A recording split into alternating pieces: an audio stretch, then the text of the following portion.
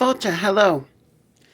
Welcome to Irish Pagan Unity. And today I want to do a pre-Ostara video concerning the storage of our sacred herbs and our sacred plants that are great medicine and also great at keeping away what you don't want or cleansing.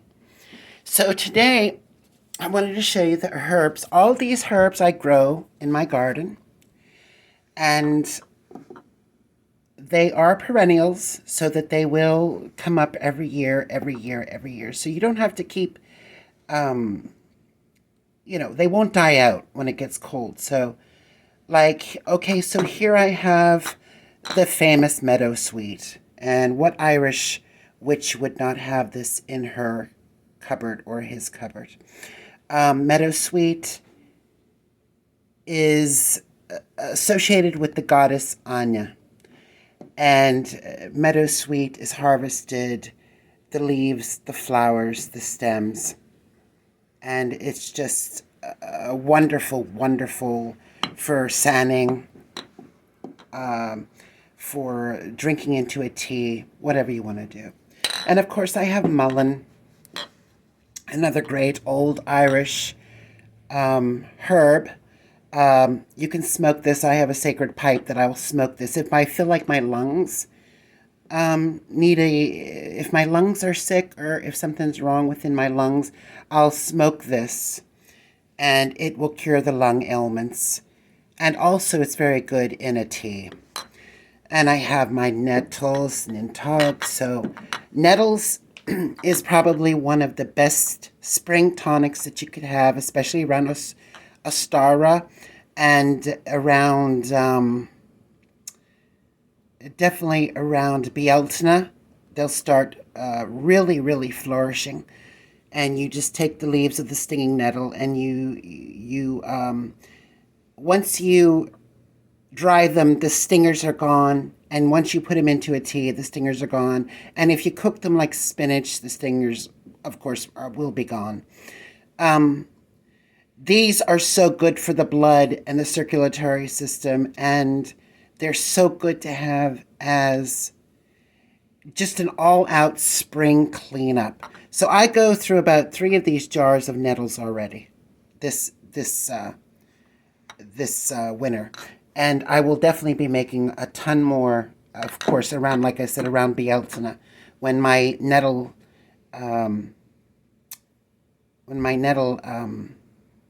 leaves come up. You only pick the newly young leaves. You don't pick the old ones. And like I said, all of these are grown in my garden. I also have, other things, lavender. I have way.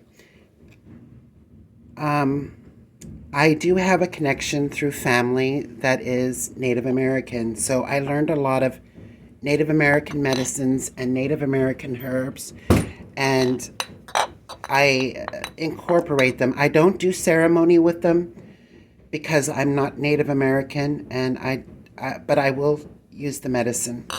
And of course, dandelion. Oh my gosh, this is one of the best. One of the best spring tonics. It's good for everything. It's so good for everything. The liver, the kidneys, everything. And again, I have some more of the Ojibwa medicines. This is Geechik. It's very good. And back here, I have Wape Wastama, another Native American. I have dillweed, of course. I have shamrock seeds, the official shamrocks from Ireland. I like to have them for the Trinity, which is not the Christian Trinity, but the actual Trinity that this plant represented, which was birth, death, and rebirth. The 3, like the Triskele. So many things in pagan, or Irish pagan and Celtic is 3s to do with that. Sometimes mother, maiden, and crone. It's representative in how you use it in the representative, okay? I have some oregano there, and I have some Ojibwa sage, which is different than, this is more of the Chumash sage, and it's used by the Navajo people and the people from the Southwest, whereas this sage is the Ojibwa.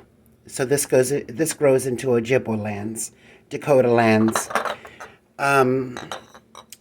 Borigine, European sage, which is just the European version of sage. With most people think that it's only used in cooking, but Irish pagans sane with it the same way the Native Americans do. But this is our European version.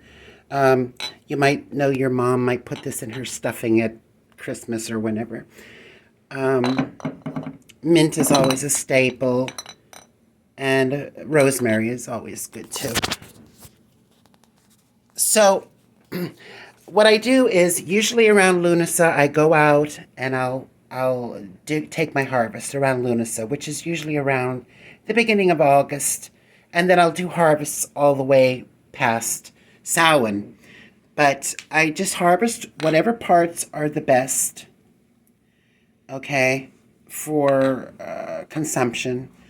I'll bring them in, tie them up with cotton string, and I will dry them upside down in a place that is dry, doesn't have a humidity, so it won't be near a kitchen.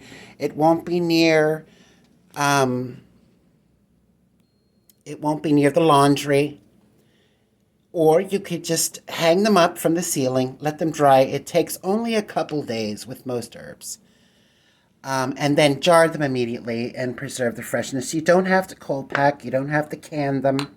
This is sufficient. I like them to get a little wee bit of air in to keep from molding and stuff if there was a drop of, like a little drop of moisture in it. Also, you can lay them flat on some paper towel or tea towels or whatever for a couple days. And usually within 3 to 4 days, your herb harvest, if you scatter them well, they dry out very, very quick. So they don't have to be, I don't wash them. I just take them right off and use them. So anyway, that is my short video for Ostara. I know I'm a couple days early, but I wanted to share just one little part of my herbal medicine. And again, this was all taken last harvest, and it keeps me healthy. Well, thank you for watching. Please come back again soon. Bye. Bye, bye, bye. Slán.